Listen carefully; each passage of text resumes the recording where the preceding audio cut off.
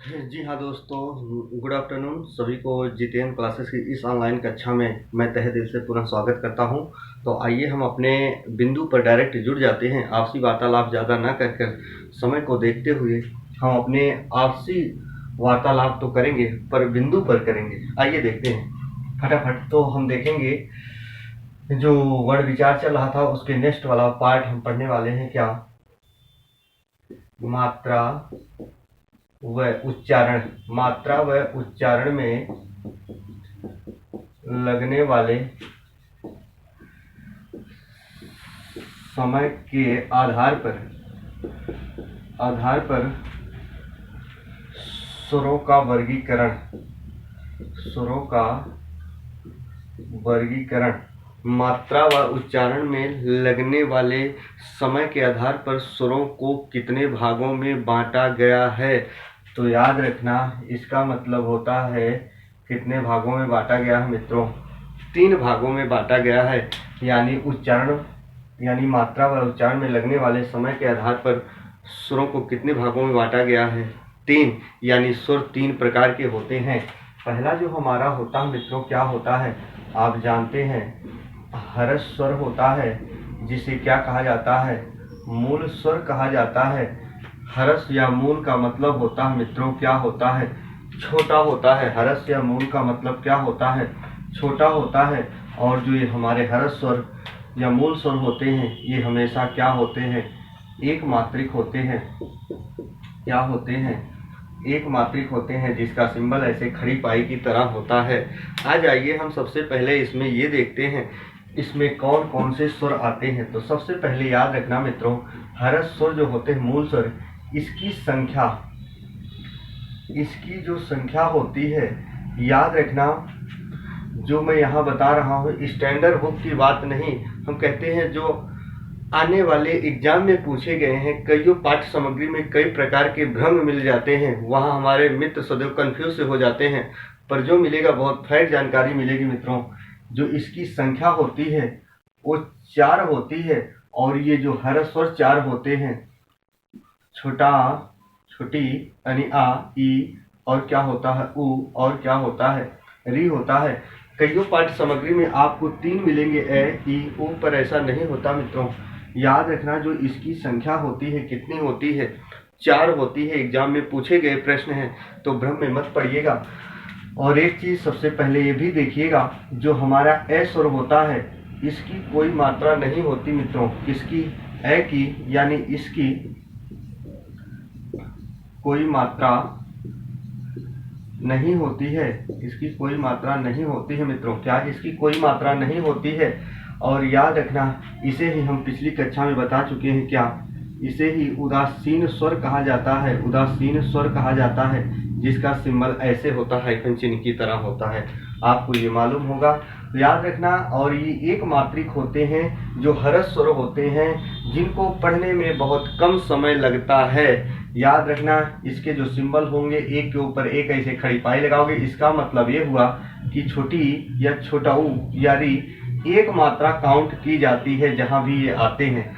तो ऐसे में मुझे ये पता चला, अगर आपसे कोई पूछे क्या कि हर्ष स्वर में कुल कितनी मात्रा होती है, ये हर्ष स्वर में कुल कितनी मात्रा होती है, कुल कितनी मात्रा होती है, तो आप जवाब दोगे, कुल गिन लोगे, 1 2 कितने होंगे मित्रों?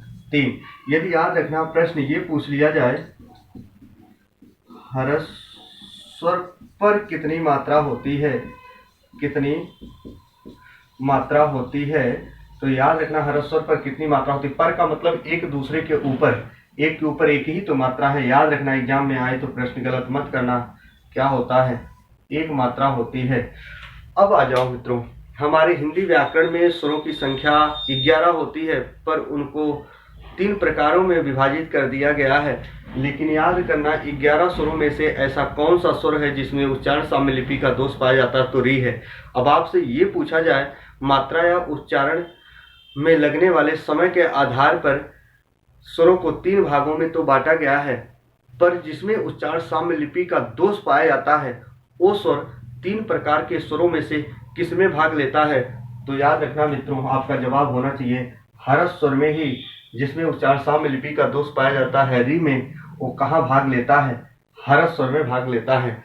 याद करना, गलत मत करना प्रश्न। अब आइए देखते हैं हम आगे इससे संबंधित। याद रखना मित्रों, ये हर्ष स्वर होता है, इसमें जो होता है इसको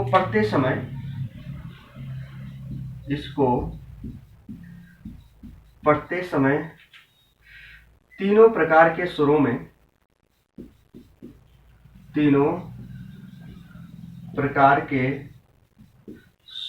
में सबसे कम समय लगता है।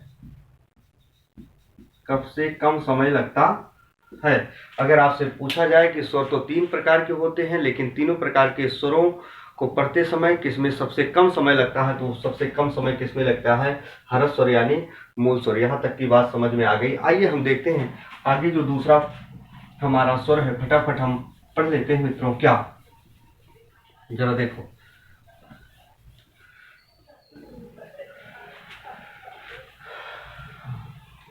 देखिए फटाफट आगे हम पढ़ लेते हैं। क्या, जो हमारा दूसरा स्वर होगा वो क्या होगा? दीर्घ स्वर होगा। क्या होगा? दीर्घ स्वर होगा। और दीर्घ स्वर का दूसरा नाम क्या होता है मित्रों? संधि स्वर होता है। क्या होता है? संधि स्वर होता है। दीर्घ स्वर का दूसरा नाम क्या होता है मित्रों? संधि स्वर होता है। और याद रखना, जो हमारा संधि स्वर है, इस संधि स्वर क्यों कहा गया दीर्घ स्वर का दूसरा नाम, वो भी आज आपको पता चलेगा, आराम से पता चलेगा मित्रों। याद रखना। और जो ये हमारे होते हैं दीर्घ स्वर यानी संधि स्वर, ये क्या होते हैं? दीर्घ का मतलब ये बड़ा का पर्याय देता है, आप लोग जानते होंगे। और ये जो होते हैं हमारे क्या होते हैं? हमेशा द्विमात्रिक होते हैं मित्रों। क्या होते हैं? द्विमात्रिक होते हैं, जिसका सिंबल यस की तरह होता है। जिसका सिंबल यस की तरह होता है। याद रखना, इसे क्या कहा जाता है? गुरु कहा जाता है। अब आइए हम देखते हैं आगे क्या होता है दीर्घ स्वर। मित्रों, जो इसकी संख्या होती है, दीर्घ स्वर की, इसकी संख्या 7 होती है। 7 होती है। और वो 7 यही दीर्घा, दीर्घी, दीर्घु, ए, ओ, और क्या होता है मित्रों? औ होता है। यही इसकी संख्या होती है। दीर्घ स्वर की संख्या 7 होती है। पर एक चीज याद रखना, अब अगर आपसे ये पूछा जाए कि दीर्घ स्वर पर जो मात्रा काउंट की जाती हो, कितनी की जाती है, तो 2 मात्रा काउंट की जाती है। यही जो यस की तरह इसका सिंबल है, तो इस पर यदि हम 2 का मात्रा काउंट करा देंगे, इस पर हम 2 का मात्रा काउंट करा देंगे, ऐसे ही 2 का मात्रा काउंट करा दिए। चाहे आप ये ना लिखना, ये समझने के लिए है कि दीर्घ स्वर का जो मात्रा हो उसका सिंबल क्या होता है, तो ऐसे होता है। पर 2 का मतलब ये हुआ, चाहे हम ऐसे 2 के रूप में लिख सकते हैं इसके ऊपर। मित्रों याद रखना, भ्रम में मत पड़ना, ऐसे ही हम 2 के ऊपर लिख सकते हैं। इसका मतलब यही 2 मात्रा काउंट की जाती है, यही हुआ।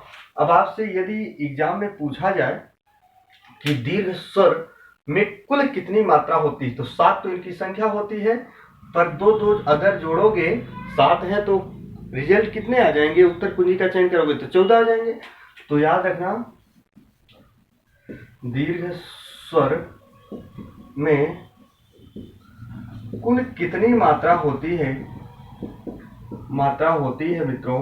तो कुल कितनी मात्रा होती है? 14 मात्रा होती है। अगर ये पूछा जाए कि दीर्घ स्वर पर कितनी मात्रा होती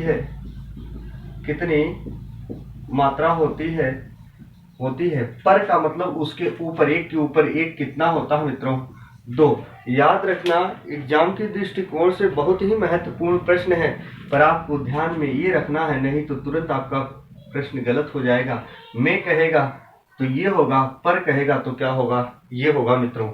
आ जाओ, यदि हम और अलग बात करें इसमें, तो एक चीज याद रखना, इसे संधि स्वर क्यों कहा गया ये भी पता चलेगा। पर इसके पहले हम और जान लेते हैं जो एग्जाम की दृष्टि से ज्यादा महत्वपूर्ण प्रश्न है। अगर पूछा जाए दीर्घ स्वर में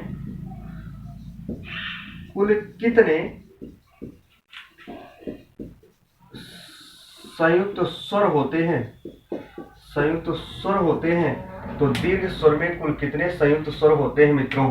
याद रखना, दीर्घ स्वर में कुल कितने संयुक्त स्वर होते हैं? यही 4 होते हैं, यही 4 होते हैं। वो 4 कौन कौन से? वो 4 यही ए, ऐ, ओ और क्या होता है मित्रों? औ होता है। दीर्घ स्वर में कुल कितने संयुक्त स्वर होते हैं मेरे प्यारे बच्चों? 4 होते हैं।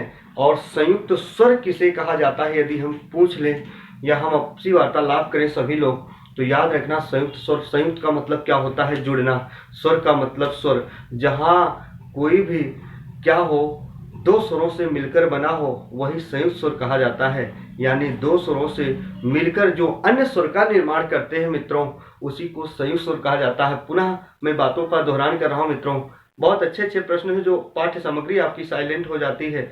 आपका मित्र बता रहा, पहले ध्यान से सुनना। जब 2 स्वर मिलकर किसी अन्य स्वर का निर्माण कर देते हैं तीसरे का, तो वही क्या होता है? संयुक्त स्वर कहलाता है। यहाँ तक की बात समझ में आ गई होगी। आइए हम देखते हैं आगे। एग्जाम में कई बार क्या होता है, हाई कोर्ट समीक्षा अधिकारी आरओ में यूपी SSC में हम बैठते हैं मित्रों, तो वहाँ प्रश्न ये आ जाता है कि ए, ऐ, ओ और संयुक्त स्वर जो होते हैं ये किससे किससे मिलकर बनते हैं? तो याद रखना, प्रश्न गलत नहीं होना चाहिए। इसका निर्माण यदि हम बात करें तो याद रखना, आ का मेल जब हम ई या ई से करते हैं तो हमेशा ये बनता है, जो यहाँ मैं पढ़ रहा हूँ सभी लोग। और देखो, जब ऐसे ही आ का मेल किससे कराओगे? ए या ऐ से, तो हमेशा क्या आता है मित्रों? ऐ बनता है। फिर ऐसे ही आगे हम इसको यदि ना लेकर इसको ले, जरा देखो, आ का मेल सभी में कराना है। आ का मेल ऐसे ऊ या दीर्घ ऊ से कर दे तो क्या आएगा? ओ आएगा। ऐसे ही आ का मेल हम मित्रों किससे कर दें? ओ या औ से कर दें तो क्या आएगा? औ आएगा। जरा देखिएगा फटाफट, किससे किससे हम मिलाकर बनाएं, इतना आप ध्यान में रखना, तभी आप समझ पाओगे मित्रों। क्या ये होते हैं? ओ औ का मेल कराओगे इससे आ से तो औ बन जाएगा, इसका मेल इससे तो ऐसे आएगा। ये संयुक्त स्वर होते हैं, काफी बार एग्जाम में पूछे जाते हैं, तो प्रश्न गलत मत करना। आइए हम और देखते हैं आगे। मित्रों, यदि आपसे पूछा जाए कि दीर्घ स्वर का दूसरा नाम संधि स्वर क्यों पड़ा, तो आपके पास जवाब होगा, सभी के पास जवाब होगा। आपका मित्र, आपके भाई आपके जवाब की प्रतीक्षा कर रहा कमेंट बॉक्स में। मित्रों, कमेंट अपने अपने रखिएगा, और नहीं यदि हम लोग समझ पाते हैं तो हम सभी लोग मिलकर पढ़ रहे हैं, आराम आराम से पढ़ेंगे मित्रों, तब भी जवाब मिलेगा। याद रखना, इसे संधि स्वर क्यों कहा गया? तो सबसे पहले जो हमारे मित्र पढ़े होंगे, संधि 3 प्रकार की होती है, और संधि कैसे कैसे क्या होती है सब पढ़ेंगे बहुत आसान भाषा में। स्वर संधि के 5 भेद होते हैं। जरा आइए हम देखते हैं मित्रों। संधि तो होती है 3 प्रकार की, पर जो दीर्घ हा, दीर्घ ई और दीर्घ ऊ जो संधि का फार्मूला होता है, ये किस संधि में आते हैं मित्रों? दीर्घ संधि के फार्मूले में आते हैं। याद रखना, जो ए है और ओ है, ए ओ अर्थ तो इसमें नहीं है, पर ए और ओ जो होता है ये क्या होता है? गुण संधि में आता है। अ और औ जो होता है मित्रों, ये वृद्धि संधि में आता है, और आपस में सभी के सभी क्या है मित्रों? स्वर हैं, इसीलिए इसका नाम संधि स्वर भी पड़ा। याद रखना, ये रहे इसके पैटर्न दीर्घ स्वर के या दीर्घ संधि स्वर के, ये द्विमात्रिक होते हैं। कैसे कैसे इसमें प्रश्न बनते हैं, यहाँ तक की बात समझ में आ चुकी होगी। आइए हम चलते हैं आगे के प्रकार के स्वरों पर, आपसी वार्तालाप करते हैं, ये चीज समझ में आ गई होगी। तो देखो मित्रों, हम चलते हैं अब आगे फटाफट, है ना। तो आइए देखते हैं प्लुत स्वर के बारे में क्या होता है। देखो फटाफट, क्या प्लुत स्वर?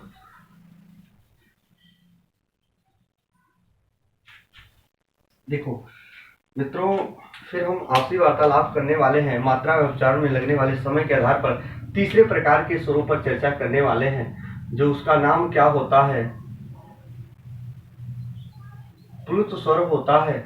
इसका दूसरा नाम नहीं होता, इसे क्या कहा जाता है? बल्कि त्रिमात्रिक कहा जाता है। और इसका जो सिंबल होता है 3 के आकृति जैसा होता है। क्या होता है मित्रों? 3 के आकृति जैसा होता है इसका सिंबल। आइए देखते हैं हम इसके बारे में। याद रखना, सबसे पहले हम बता दें प्लुत स्वर किसे कहा जाता है। तो प्लुत स्वर मित्रों वो होता है जिसको पढ़ते समय बहुत ज़्यादा समय लगता है, यानी सबसे ज़्यादा समय इसी में लगता है। प्लुत स्वर में सबसे ज्यादा समय लगता है और सबसे कम समय किसमें लगता है? हरस स्वर में। हरस स्वर से ज्यादा समय किसमें लगता है? दीर्घ स्वर में। और दीर्घ स्वर से भी ज्यादा समय किसमें लगता है? प्लुत स्वर में। सबसे ज्यादा समय यहाँ लगता है। तो प्लुत स्वर इसे कहा जाता है। अभी धीरे धीरे पता चलेगा, तमाम एग्जाम्पल यहाँ मिलेंगे। तो सबसे पहले आइए देखते हैं हम क्या कि जो प्लुत स्वर होते हैं, प्लुत स्वर होते हैं, इसकी संख्या कितनी होती है? इसकी जो संख्या होती है, इसकी जो संख्या होती है कितनी होती है मित्रों?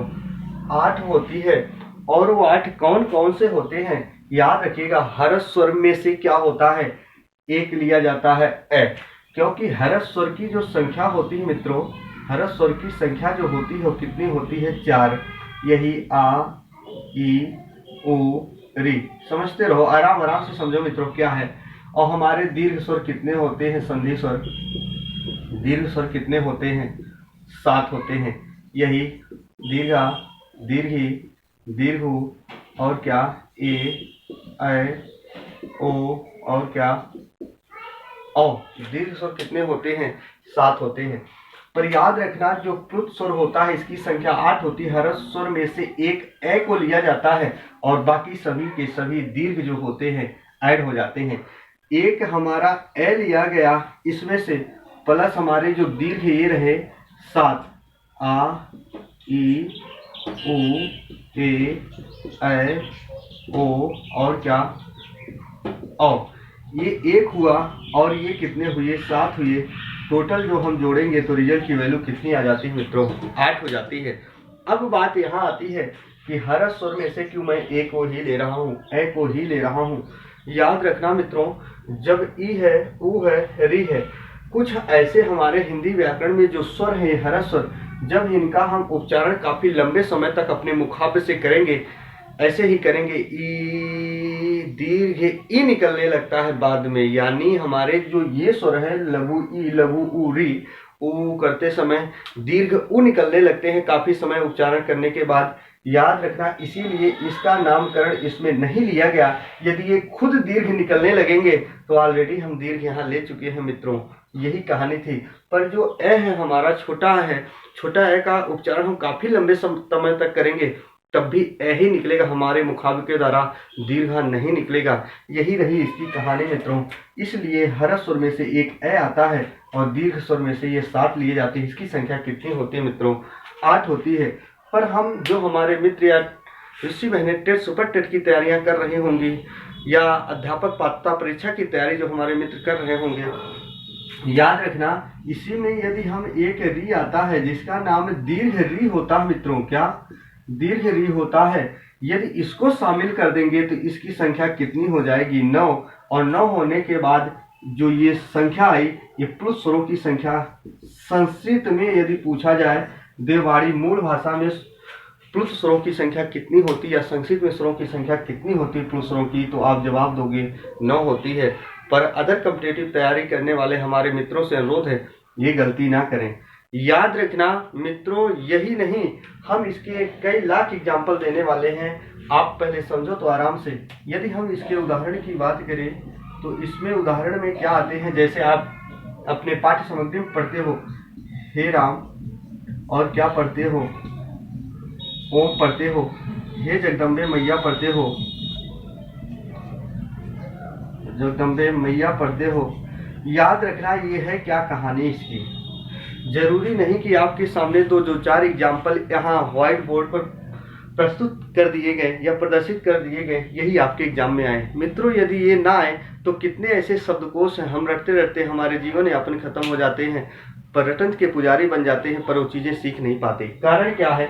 हम कंसेप्ट को नहीं सीखते। इसलिए मित्रों, आइए हम इस पर बात करते हैं कि जो प्लुत स्वर होता है, क्या यही एग्जाम्पल है? नहीं मित्रों, याद रखना, एक प्लुत स्वर होते हैं, इसका मात्रा जो त्रिमात्रिक होता है, इसके सिंबल ये होते हैं। तो मित्रों, एक चीज हम ये बता देना चाहते हैं, कोई भी हमारा स्वर हो, कोई भी स्वर हो, जब हम इसको काफी लंबे समय तक उच्चारण करेंगे तो वही प्लुत स्वर में बदल जाएगा।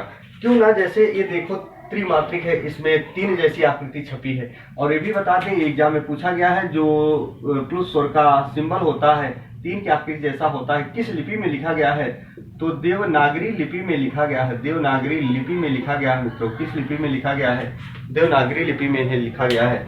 और ये भी बता देना चाहता हूँ, जैसे मान लीजिए हम एक शब्द लिखते हैं छोटा सा ओम, याद रखना इसी को जब हम 2 से अधिक बार पढ़ेंगे, क्या 2 से अधिक बार कोई चीज हम पढ़ेंगे तो ऑटोमेटिक 3 बार हो जाएगा।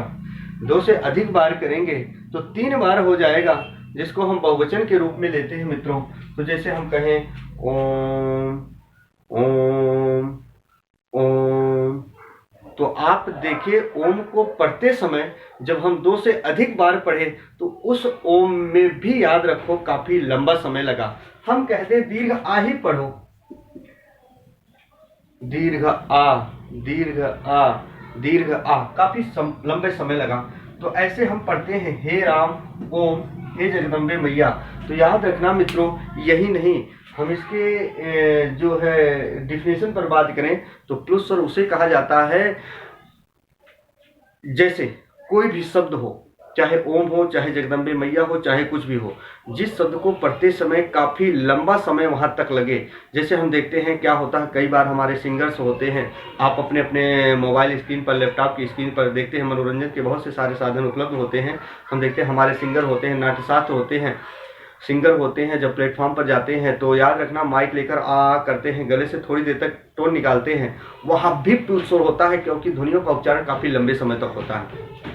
हम बचपन में छोटे छोटे हुआ करते थे, आज भी हम जब रहते हैं देखो छोटे छोटे बच्चे होते हैं, गांव में खेलते हैं, कुआं होता, तालाब होता, उसमें पत्थर मारते हैं, पानी यदि होता कुएं में तो पत्थर जब तक तली तक नहीं पहुंच जाता तब तक वो ढप ढप ढप ढप की आवाज़ करता है। देखो जब आज नहीं, कुछ वर्ष हम पूर्व चलते हैं, जब गाँव में हैंड पाइप वगैरह नहीं लगे रहते थे, कुएँ रहते थे, तो हमारे जो गृहिणी लोग थी या हमारे दादा परदादा थे, वो जो पानी निकालते थे बाल्टी से निकालते थे कुएं में, है ना, रस्सी बांध वगैरह के, जब बाल्टी भरती थी तो ढप ढप ढप की आवाज़ करती थी। यानी वही नहीं, ध्वनियों का उच्चारण जहाँ काफ़ी लंबे समय तक होगा वहीं प्लुत स्वर होता है। ये रही इसकी कहानी। तो याद रखना मित्रों, ये कैसे क्या होते हैं आपके समझ में आ चुका होगा। तो आइए हम देखते हैं आगे, आपसी वार्तालाप करते हैं इसी सुर के बारे में। तो मित्रों ये रहा, आपकी समझ में आ गया होगा। तो जरा देखो,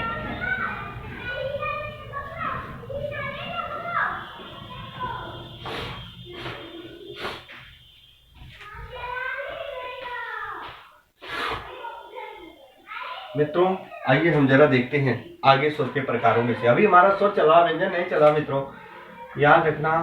अगला हमारा जो स्वर का प्रकार रहा, ओष्ठ की क्रियाशीलता के आधार पर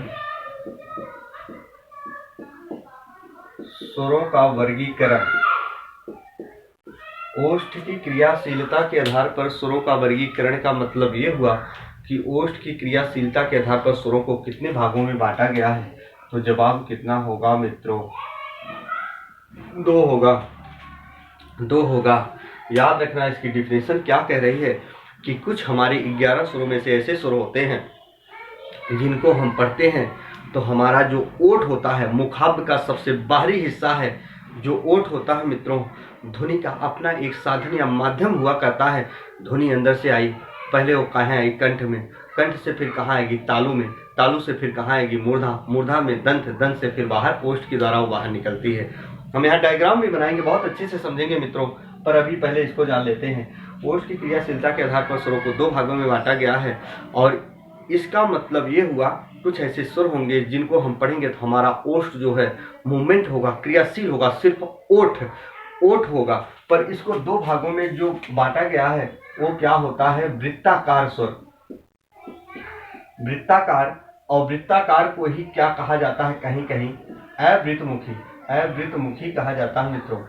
बात समझना, अवृतमुखी कहा जाता है।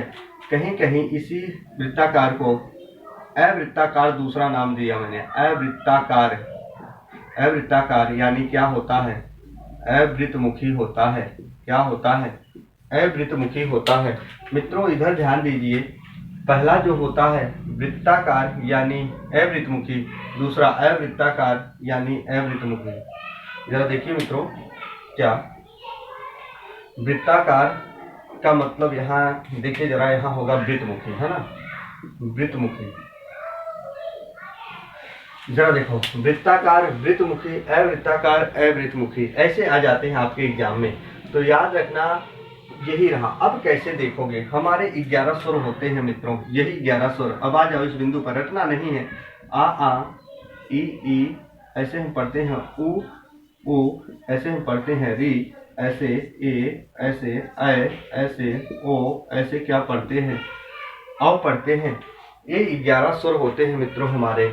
याद रखना, यदि हम अंग और आहा जो अयोग वाह होते हैं इसमें ऐड कर देंगे तो मूल भाषा में स्वरों की संख्या 13 हो जाती है। पर देखो वृत्ताकार, वृत्ताकार का मतलब ये हुआ कुछ ऐसे स्वर होंगे इस 11 में से जिनको हम पढ़ेंगे तो हमारा ओठ जो है क्रियाशील होगा, पर वो क्रियाशील किस आधार पर होगा, गोल घूमेगा। अब 11 स्वर, इनमें से ऐसे कौन कौन से स्वर हैं जिनको हम पढ़ेंगे हमारा ओठ गोल की आकृति में घूमेगा, गोल की आकृति। तो जरा देखो, क्या हम आ पढ़ेंगे तो हमारा ओठ गोल आकृति घूमेगा? नहीं। आ ई, लेकिन पढ़ो उ, छोटा उ बड़ा उ, फिर पढ़ो ओ औ, तो देखो हमारा ओठ गोल की आकृति में घूमता है मित्रों।